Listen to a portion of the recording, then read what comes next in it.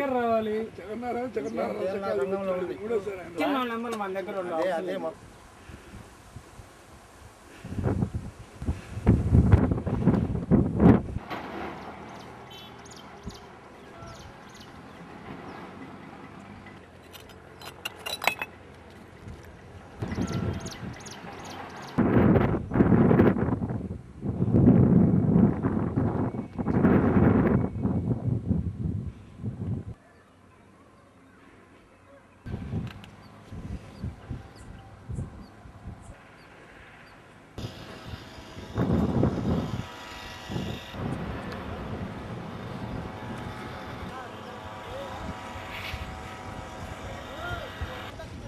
चलो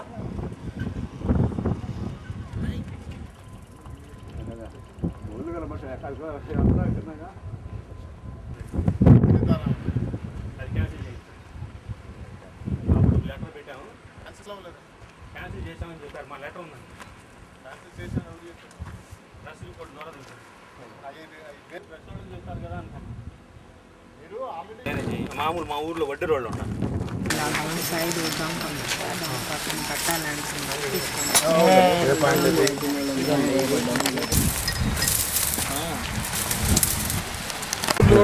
గణేష్ మహారాజ్ బోర్డులు ఉండవు, హద్దులు ఉండవు.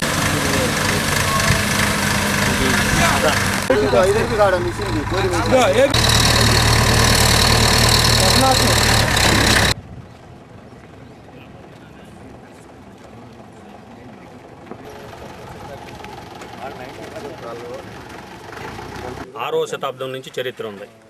బొప్పన్న అనే పండితుడు ఈ దేవాలయాన్ని నిర్మించారు.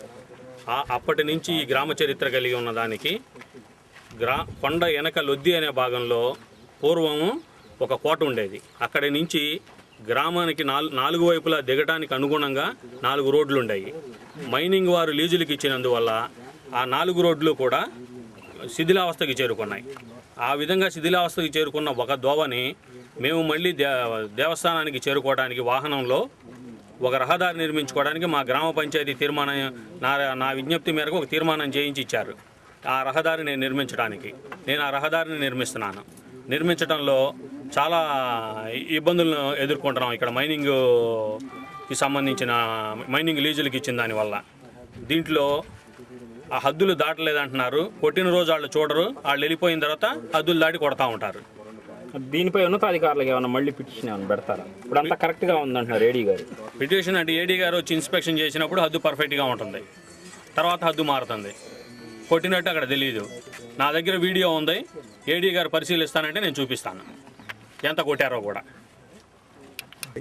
లీజ్ తీసుకున్న తర్వాత క్వారీయింగ్ మేము ఇచ్చినటువంటి ప్లాన్ ప్రకారం చేయాలి. ఏదైనా వాళ్ళకి సెనరేజ్ కట్టి రాళ్ళని తీసుకెళ్ళాలి. అంతవరకు మేము మా పరిధిలో ఉంటుంది, మేము చూస్తూ ఉంటాం. మీరేంటంటే mines manager, blaster, mines mate అంతా దానికి సపరేట్ సెంట్రల్ గవర్నమెంట్ డిపార్ట్మెంట్ ఉంది. వాళ్ళు వచ్చి పర్యవేక్షించి వాళ్ళే అథారిటీ. దాన్ని అడగడానికి మాకు కూడా అథారిటీ లేదు. సెంట్రల్ గవర్నమెంట్ ఎవరు sir? Deputy director mines safety ఉంటారు, నెల్లూరులో ఉంటారు, వాళ్ళు చూస్తారు. ఇప్పుడు మీరు చూడాల్సిన ఏమేమి చూస్తారు? మా హద్దులు, నేను ఇచ్చిన హద్దులు వాళ్ళు పనిచేస్తున్నారా లేదా, ప్రతి రాయికి సెనరేజ్ కడుతున్నారా లేదా, మా ప్రొడక్షన్ కానీ డిస్పాచెస్ కానీ మెయింటైన్ చేస్తున్నారా లేదా అని నేను చూసుకుంటాను. మిగతా అన్ని మా పరిధిలోకి రావు, మేము మేయించుకోవాలి.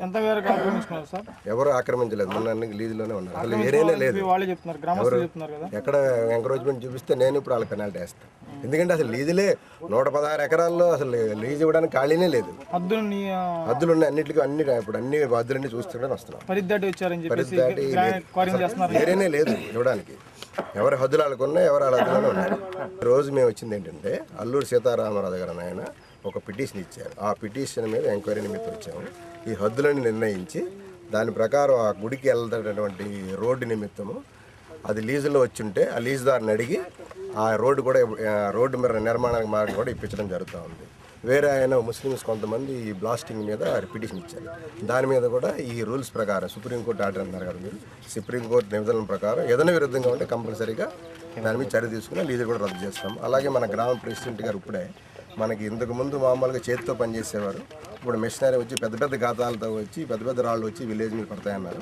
సో దానికి ఏం చేస్తామంటే వీళ్ళందరూ లీజుదారులందరినీ పిలిచి వాళ్ళు ఏ రకంగా బ్లాస్టింగ్ చేస్తున్నారో ఆ పోలీస్ పీపుల్ కూడా పిలిచి బ్లాస్టింగ్ లైసెన్స్లు ఉంటే వాళ్ళు లీజులు ఉంచుతాం, లేకపోతే రద్దు ప్రతిపాదన కూడా పంపిస్తాం. మొత్తం ఎన్ని లీజులు సార్ ఇక్కడ? మొత్తం 14 లీజులు ఉన్నాయి. ఎక్కడ ఏ అతిక్రమణలు ఏమీ లేవు. ఈ లీజ్ బౌండరీస్ అని వెరిఫై చేయడానికి వచ్చాం.